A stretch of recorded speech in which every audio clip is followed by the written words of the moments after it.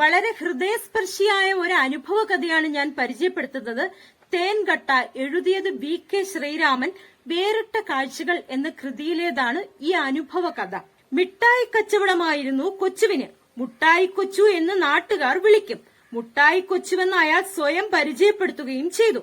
Kunnamkulam boys ഹൈസ്കൂളിന്റെ തെക്കേപ്പടിക്കലുള്ള പൂമരത്തിന്റെ പൊന്തിപ്പടർന്ന വേരുകളിൽ കൊച്ചുവെന്ന 12 വയസ്സുകാരൻ രാവിലെ 9 മണിക്ക് തന്നെ മിഠായിത്തട്ടുകൾ പരത്തിവെക്കും. പൂക്കളം പോലെ മഞ്ഞ, ചുവപ്പ്, പച്ച എന്നിങ്ങനെ പല നിറത്തിലും തരത്തിലുമുള്ള മധുരങ്ങൾ കൊച്ചുവിന്റെ തട്ടുകളിൽ ഉണ്ടാവും. കടല, കപ്പലണ്ടി, വറുത്ത പുളിങ്കുരു എന്നീ ഇനങ്ങൾ വേറെയും. 9:30 ആകുമ്പോഴേക്കും കുട്ടികൾ കൊച്ചുവിനെ പൊതിയും. തേനീച്ചകൾ പോലെ തേനൊലിക്കുന്ന ചുവന്ന ചുണ്ടുകളുമായി ഫസ്റ്റ് ബെല്ലടിക്കുമ്പോഴേ അവർ ഓരോരുത്തരായി പിരിഞ്ഞു പോകാറുള്ളൂ. അമ്മാവന്റെ മകനായ കേശവനാണ് കൊച്ചുവിനെ മുട്ടായിപ്പണി പഠിപ്പിച്ചത്. കേശവൻ കുറെ കാലം മൈസൂറിലായിരുന്നു. അവിടെ ഗുജറാത്തികൾക്ക് മധുര പലഹാരങ്ങൾ ഉണ്ടാക്കി കൊടുക്കുന്ന ഒരു മംഗലാപുരത്തുകാരൻ അമ്മാനസ്വാമിയുടെ കൂടെയായിരുന്നു അയാൾ. അമ്മാനസ്വാമി തന്റെ ബേക്കറി മദുരാശിയിലേക്ക് മാറ്റിയപ്പോൾ കേശവനും കൂടെ പോയി. എന്നാൽ 1 മാസം കഴിഞ്ഞപ്പോൾ കേശവൻ വെള്ളം പിടിക്കാഞ്ഞ് നാട്ടിലേക്ക് മടങ്ങി വന്നു. ആ അവസരത്തിലാണ് അയാൾ കൊച്ചുവിനെ മിഠായി കച്ചവടത്തിന് പ്രോത്സാഹിപ്പിക്കുന്നത്. കൊച്ചുവിന് അന്ന് 11 വയസ്സ്. എങ്കിലും ഏതിനും പോന്ന പ്രകൃതം. അരിയുണ്ട, കാരക്ക, ഇഞ്ചി ബർഫി, ചുവന്ന കോലുമുട്ടായി, തേങ്കട്ട, അണ്ടിച്ചക്കര, തൊട്ടാലുട്ടി, നാക്കിപ്പറ്റി അങ്ങനെ നിരവധി ഇനം മിഠായികൾ ഉണ്ടാക്കാൻ കേശവനിൽ നിന്നു കൊച്ചു അഭ്യസിച്ചു. പഴഞ്ഞിക്കടുത്ത അരുവായിലായിരുന്നു കൊച്ചുവിന്റെ വീട്. 6 വയസ്സുള്ളപ്പോൾ അച്ഛനും 8ാമത്തെ വയസ്സിൽ അമ്മയും മരിച്ചു. നടപ്പുദീനമായിരുന്നു കൊച്ചുവിന്റെ അമ്മയ്ക്ക്. അവരെ ശുശ്രൂഷിക്കാൻ ചൊവ്വന്നൂരിൽ നിന്ന് അനിയത്തി കുറുമ്പ് വന്നു. 2 ദിവസം ചുണ്ടത്തിറ്റിച്ച വെള്ളം മാത്രം ഇറക്കിക്കിടന്ന അമ്മയ്ക്ക് ചുറ്റുമിരുന്ന് മക്കൾ കരഞ്ഞു. 5ാം ദിവസം അവർ കണ്ണടച്ചു. പഷ്ണിക്കഞ്ഞിയും പുലകുളിയും ഒന്നും ഉണ്ടായില്ല. പിറ്റേ ദിവസം ചേച്ചിയുടെ 4 മക്കളെയും കൊണ്ട് കുറുമ്പയും ഭർത്താവ് കുഞ്ഞികൃഷ്ണനും പടിയിറങ്ങി. അപ്പുക്കുട്ടി, കൊച്ചു, അമ്മിണി, കല്യാണി. മൂത്തവൻ അപ്പുക്കുട്ടിക്ക് അന്ന് 10 വയസ്സ്. അമ്മിണിക്കും കല്യാണിക്കും 5ഉം 3ഉം വയസ്സ്. ചൊവ്വന്നൂരിലെ കുടിപ്പാട്ടിലേക്ക് ഒക്കത്തും തോളത്തും 4 കുട്ടികളെയുമായി വന്നു കയറിയപ്പോൾ കുഞ്ഞികൃഷ്ണന്റെ അമ്മ നാണി ചോദിച്ചു, "ഇങ്ങള് എന്ത് കണ്ടിട്ടാ ഇവറ്റോളെ ഇങ്ങട് പറക്കിക്കൊണ്ടുവന്നത്? ഇവിടെ ഉണ്ടല്ലോ 4-5 എണ്ണം. 3 പെണ്ണും 2 ആണുമായി 5 മക്കൾ കുറുമ്പയ്ക്കും കുഞ്ഞികൃഷ്ണനും കൂടിയുണ്ട്. അതിനു പുറമെയാണ് ഈ 4 പേർ വന്നിരിക്കുന്നത്." കുഞ്ഞികൃഷ്ണന് ചെറിയ അടയ്ക്കാക്കച്ചവടമായിരുന്നു. വേനൽക്കാലത്ത് പുളി പൊട്ടിക്കാനും മാങ്ങാ പൊട്ടിക്കാനും അയാൾ പോകുമായിരുന്നു. 8 അംഗങ്ങളുള്ള കുടുംബം പുലർന്നു പോരാൻ കുഞ്ഞികൃഷ്ണൻ ഏറെ ക്ലേശം സഹിച്ചിരുന്നു. കുറുമ്പയ്ക്ക് അതറിയാഞ്ഞിട്ടല്ല. "ഞാൻ പിന്നെ എന്താ ചെയ്യാ അമ്മേ?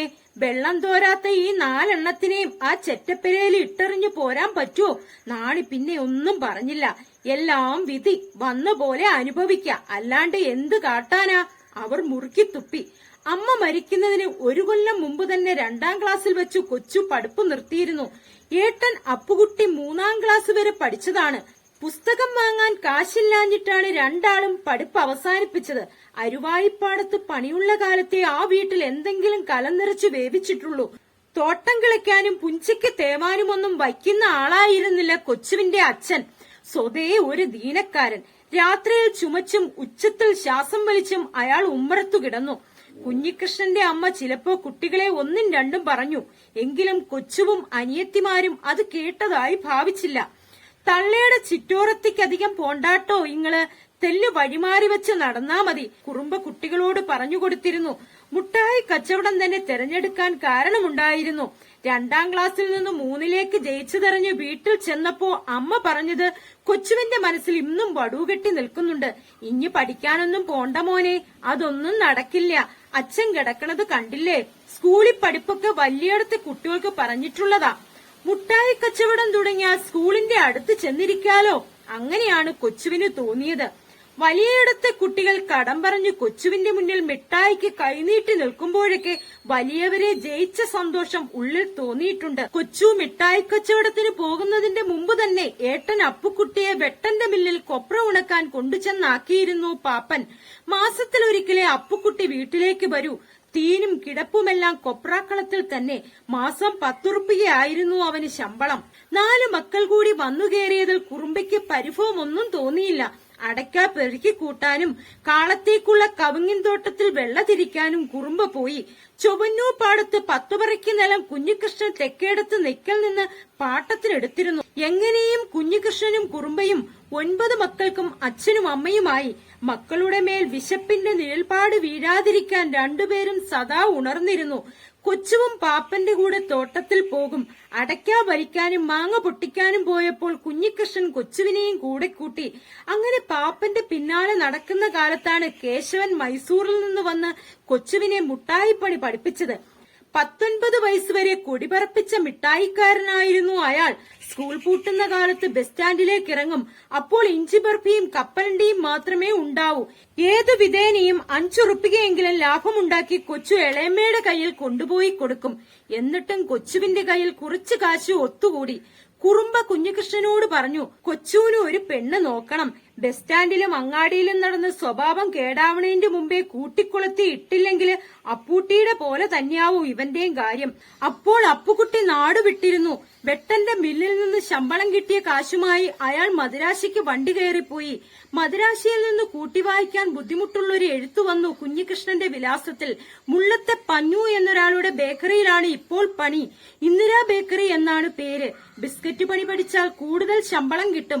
അടുത്തുള്ള ദാസ് പ്രകാശ് ഹോട്ടലിലും പണി അന്വേഷിക്കുന്നുണ്ട്. അടുത്ത മാസം കാശ് അയക്കാം. മാസവും കൊല്ലവുമൊക്കെ കഴിഞ്ഞെങ്കിലും പിന്നെ കത്തോ കാശോ ഒന്നും വന്നില്ല. മദിരാശിയിൽ ഹോട്ടലും ബേക്കറിയും നടത്തുന്ന ചിറളയത്തെ മാധവൻ മുതലാളി നാട്ടിൽ വന്നപ്പോൾ കുറുമ്പ് അയാളെ ചെന്ന് കണ്ടു. ഇന്റെ ചിക്കൻ മദിരാശിയിൽ പഞ്ഞൂന്ന് പറയണ ഒരാളുടെ ബേക്കറിയിലാ.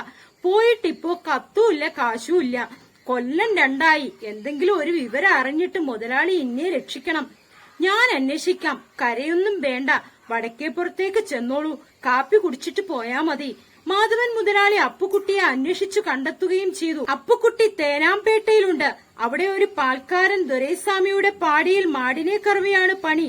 ദൊരൈസ്വാമിയുടെ മകളെ കല്യാണവും കഴിച്ചിട്ടുണ്ട്. ഇളയമ്മയ്ക്ക് കത്തും കാശും അയക്കാമെന്ന് പറഞ്ഞിട്ടുണ്ട്. തൽക്കാലം നാട്ടിലേക്ക് വരണമട്ടൊന്നും കാണാനില്ല. മാധവൻ കൊടുത്തയച്ച കത്ത് മകൾ ജാനുവാണ് കുറുമ്പയ്ക്ക് വായിച്ചു കൊടുത്തത്. കുറുമ്പ ഒന്നും മിണ്ടിയില്ല. കോരിക്കൂട്ടി വെച്ചിരുന്ന അടയ്ക്ക വീണ്ടും കയ്യൂട്ടിയെടുത്ത് കളത്തിൽ പരത്താൻ തുടങ്ങി. എന്താ അമ്മ ഈ കാട്ടണേ? കോരി വെച്ചത് മുഴുവനും ഇതാ രണ്ടാമതും ചിക്കിപ്പരത്തണോ? കുറുമ്പ മകളെ തല്ലാൻ ചെന്നു. പൊക്കോളൂ എന്റെ മുമ്പീന്ന്, കൊല്ലും ഞാൻ. കഷ്ടപ്പെട്ട് വളർത്തിയുണ്ടാക്കിയിട്ട് എന്താ കാര്യം?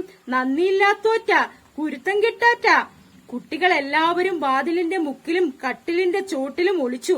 കുറുമ്പയെ ഇങ്ങനെയൊരു ഭാവത്തിൽ അവർ മുമ്പ് കണ്ടിട്ടില്ല. കുഞ്ഞികൃഷ്ണൻ തോട്ടം നനയ്ക്കാൻ പോയി. മടങ്ങി വരുമ്പോൾ പന്തിയല്ലാത്ത ആ കാഴ്ച കണ്ടു. കെട്ടിയടിക്കു വെച്ച അടക്കാച്ചാക്കുകൾക്ക് മുകളിൽ കയറിയിരുന്നു കുറുമ്പ വടക്കൻ പാട്ട് പാടുന്നു. എന്താ വിളിച്ചെന്റെ പൊന്മകേനെ, മികവിൽ മികച്ചേരി പോയി വരേണം. നാദാപുരത്തല്ലോ നല്ലങ്ങാടി, അവിടേക്കടുത്തല്ലോ പുപ്പൂത്തുരം. കുഞ്ഞികൃഷ്ണൻ കൂടുതൽ ആലോചിച്ചു നിന്നില്ല.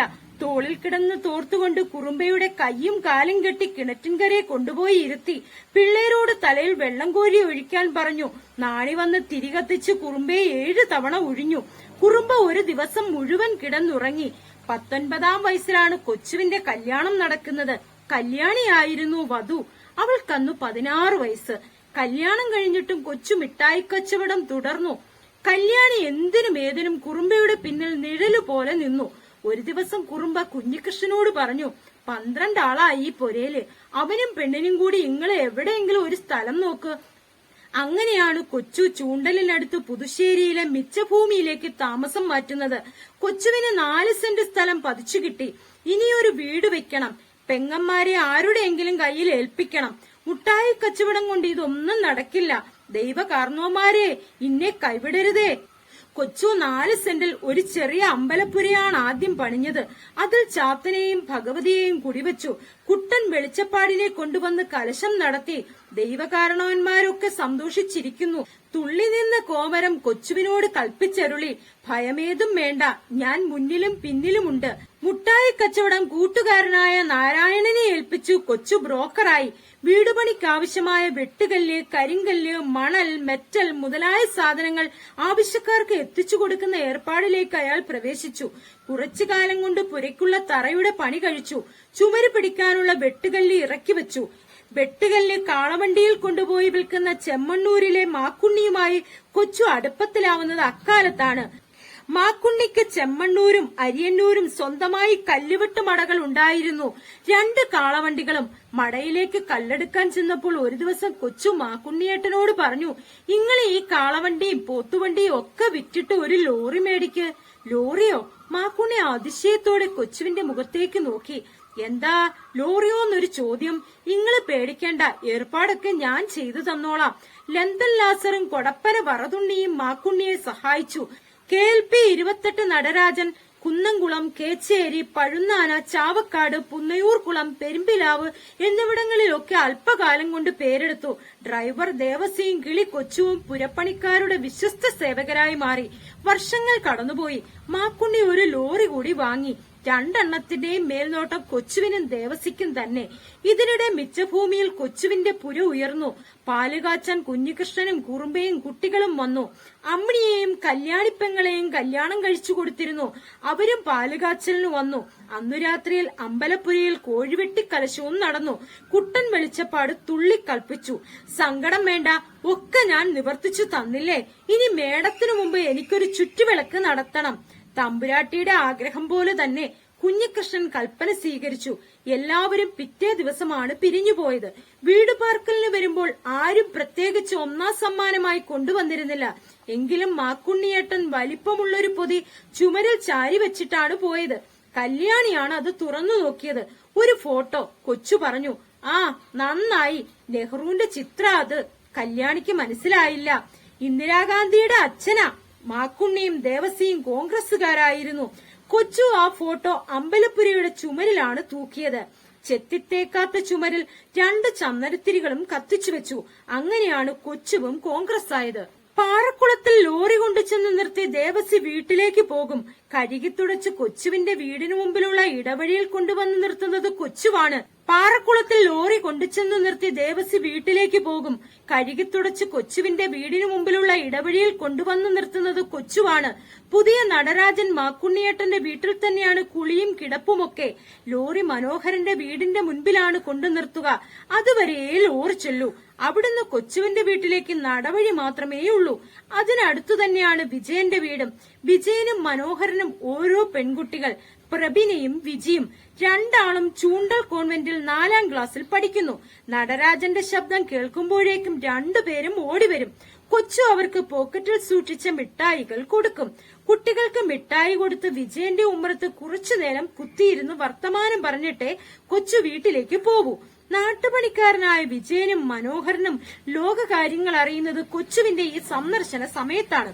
കുന്നംകുളത്ത് പ്രതാപൻ എന്ന SI ചാർജ് എടുത്ത അന്നു തന്നെ ബസ് സ്റ്റാൻഡിൽ നിന്ന് 2 പോക്കറ്റടിക്കാരെ പിടികൂടിയത്, അടയ്ക്കാ കച്ചവടക്കാരൻ ചിന്നൻ ഉക്രു മുതലാളിയുടെ മില്ല് വാങ്ങിച്ചത്, കാണിപ്പയ്യൂര് പുതിയ ആശുപത്രി വരാൻ പോകുന്നത്, അങ്ങനെ നിരവധി വാർത്തകൾ ദിവസേന ആ വീട്ടിലെത്തുന്നത് കൊച്ചുവിലൂടെയാണ്. മിക്കവാറും ദിവസങ്ങളിൽ കോമളനാരായണന്റെ ബേക്കറിയിൽ നിന്ന് വാങ്ങുന്ന കപ്പലണ്ടി മിഠായിയാണ് വിജിക്കും ബീനയ്ക്കും. പ്രബീനയെ കൊച്ചുബീന എന്നാണ് വിളിക്കുക. കൊച്ചു കൊണ്ടുവരിക. ഒരു ദിവസം കൊച്ചുവിനോട് വിജിയും ബീനയും കൂടി ചോദിച്ചു, എന്നും കൊച്ചാമയ്ക്ക് ഈ കപ്പലണ്ടി മുട്ടായി മാത്രം എവിടുന്നാ കിട്ടണത്? കൊച്ചുവിന് ചോദ്യത്തിന്റെ പൊരുള് പിടികിട്ടി. ഓ അത് ശരി, നാളെ തേൻകട്ട എന്നു പേരുള്ള ഒരു മിഠായി കൊണ്ടുവരാം. ഈ നാട്ടിലാരും തിന്നിട്ടുണ്ടാവില്ല.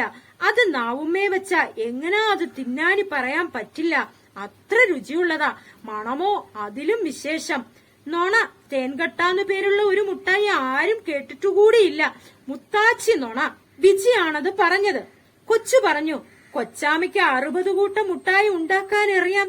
അരിയുണ്ട, കാരക്ക, ഇഞ്ചി ബർഫി, അണ്ടിച്ചക്കര, തൊട്ടാലുട്ടി, നാക്കിപ്പറ്റി, നാരങ്ങാസത്ത്, പാലുണ്ട, തേങ്കട്ട. കുട്ടികൾ 2 പേരും കണ്ണു മിഴിച്ചു നിന്നു. ഇത്രയധികം മിഠായികളുടെ പേരുകൾ ഇതിനു മുമ്പ് ഒരിക്കലും അവർ കേട്ടിട്ടില്ല. അതൊക്കെ ഉള്ളത് തന്നെയാ. ഞാൻ പഠിക്കാൻ പോണ കാലത്ത് ഈ പറഞ്ഞ മുട്ടായി എല്ലാം കൊച്ചേട്ടൻ വിൽക്കാൻ കൊണ്ടുവരുമായിരുന്നു സ്കൂളിന്റെ പടിക്കലേക്ക്. വിജയൻ പറഞ്ഞു. അച്ഛനും കൊച്ചാട്ടന്റെ ഒപ്പം കൂടിയിട്ട് നുണ പറയാ, വിജി പറഞ്ഞു. എന്നാ ഇപ്പൊ ഞാൻ പോട്ടെ. നാളെ വരുമ്പോ തേങ്കട്ട എന്ന മുട്ടായിയും കൊണ്ടേ വരൂ.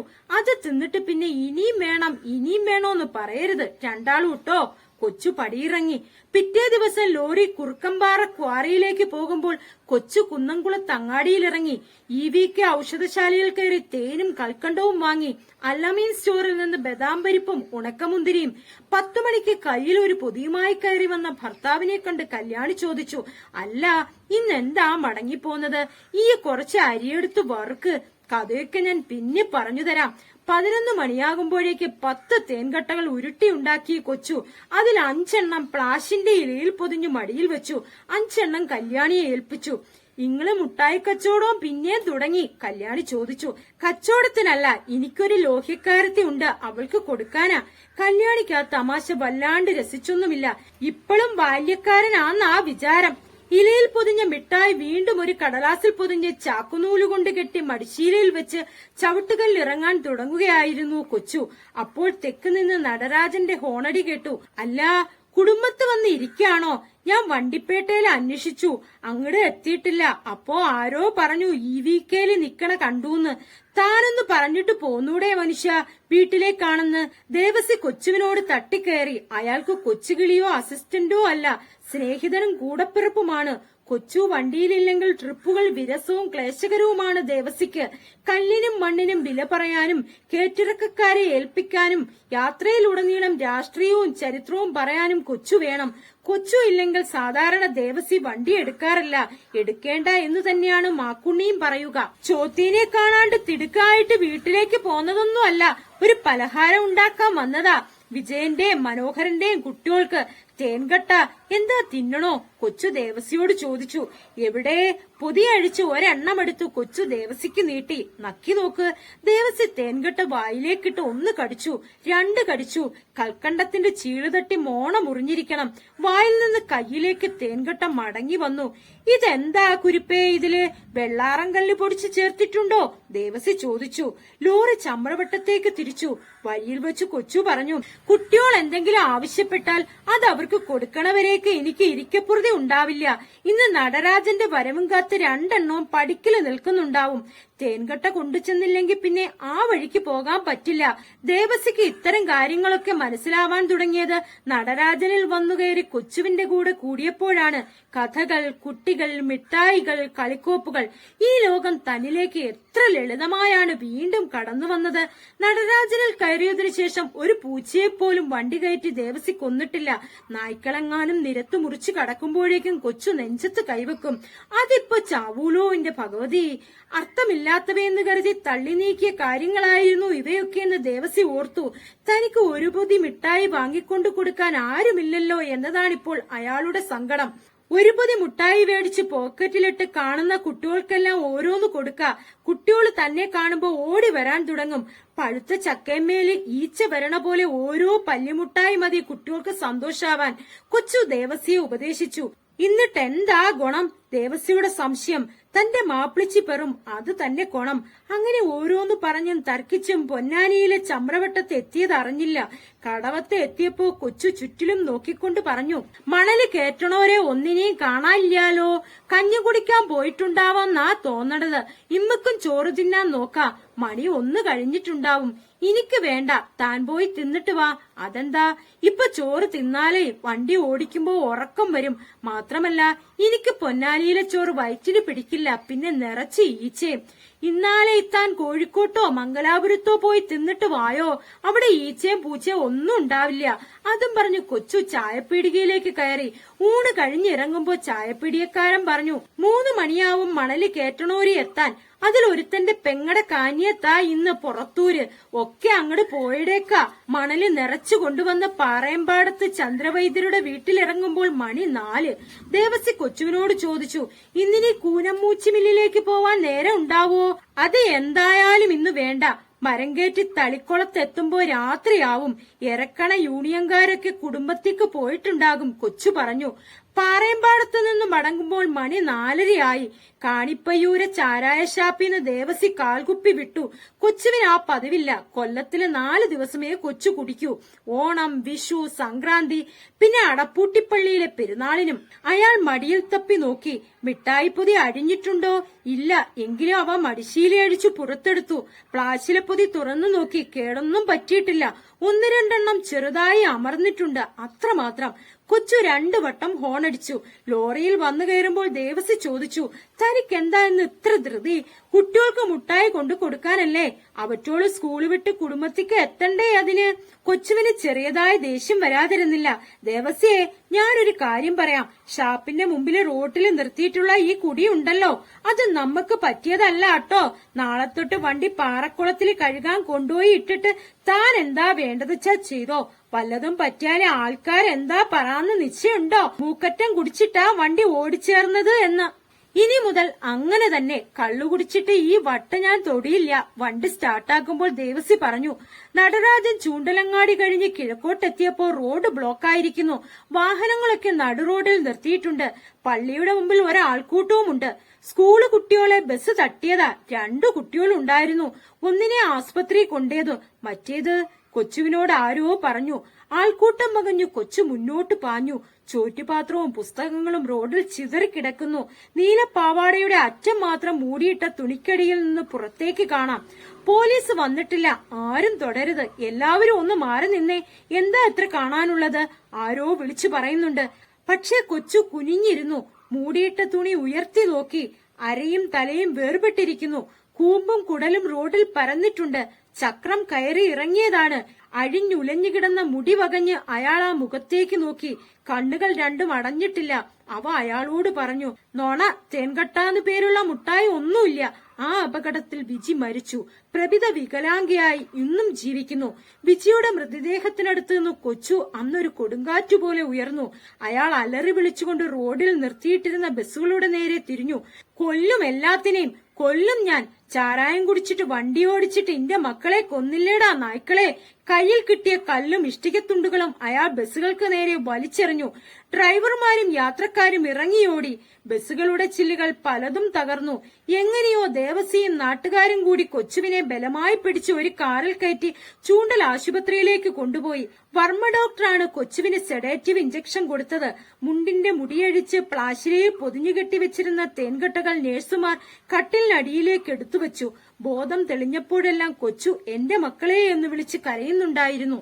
4-ാം ദിവസം കൊച്ചുവിനെ കല്യാണിയും മക്കളും കൂടി വീട്ടിലേക്ക് കൂട്ടിക്കൊണ്ടുവന്നു. കൊച്ചു വീട്ടിലേക്ക് കയറാൻ കൂട്ടാക്കിയില്ല. അയാൾ മുറ്റത്ത് വെച്ചിരുന്ന വെള്ളക്കുടമെടുത്ത് തലയിൽ ഒഴിച്ചു. ഈറനോടെ അമ്പലപ്പുരയിലേക്ക് കയറി വാതിലടച്ചു. ജലപാനം കഴിക്കാതെ 2 ദിവസം മുഴുവൻ അയാൾ അമ്പലപ്പുരയ്ക്കുള്ളിൽ കുത്തിയിരുന്നു. ദേവസിയും മാക്കുണ്ണിയും വന്നു മടങ്ങിപ്പോയി. പലരും വന്നു വിളിച്ചു നോക്കി. ഒടുവിൽ കുട്ടൻ കോമരം വന്നു വിളിച്ചു, കൊച്ചോ, നീ ഇങ്ങട് ഇറങ്ങി വന്നേ. ഭഗവതിക്ക് വിളക്ക് വെക്കണ്ടേ? പൂജ മുടങ്ങിയാ അത് നന്നോ? കൊച്ചു പുറത്തു വന്നു. കുളിച്ചു കഞ്ഞി കുടിച്ചു. പക്ഷെ ആരോടും ഒന്നും ഉരിയാടിയില്ല. അങ്ങനെ 2 മാസം കഴിഞ്ഞു. ഒരു തുലാമാസത്തിൽ കൊച്ചു ചൂണ്ടലങ്ങാടിയിൽ പ്രത്യക്ഷപ്പെട്ടു. കയ്യിൽ ഒരു ചൂരൽവടി ഉണ്ടായിരുന്നു. ചുണ്ടിൽ വിസിലും. പോക്കറ്റിൽ ചെറിയൊരു പുസ്തകവും പേനയും. അതിലെ കടന്നുപോയ വാഹനങ്ങളുടെ നിയന്ത്രണം കൊച്ചു ഏറ്റെടുത്തു. ബസ്സുകളുടെ കാര്യത്തിലാണ് അയാൾ ഏറെ ശ്രദ്ധിച്ചത്. വിസിലടിച്ചും ചൂരൽ കൊണ്ട് ബസിന്റെ ബോഡിയിലടിച്ചും ഡ്രൈവർമാരെ വിരട്ടി. അന്ന് രാത്രി വീട്ടിൽ തിരിച്ചെത്തി കുളിച്ചു കഞ്ഞി കുടിച്ച് കിടന്നുറങ്ങി. പിറ്റേ ദിവസവും അത് ആവർത്തിച്ചു. കൊല്ലം 18 കഴിഞ്ഞു. ഒരു ദിവസം പോലും മുടക്കമുണ്ടായിട്ടില്ല. ഇന്നും കൊച്ചു രാവിലെ വിസിലും ചൂരലുമായി വന്ന് ചൂണ്ടലങ്ങാടിയിലെ വാഹന നിയന്ത്രണം ഏറ്റെടുക്കുന്നു.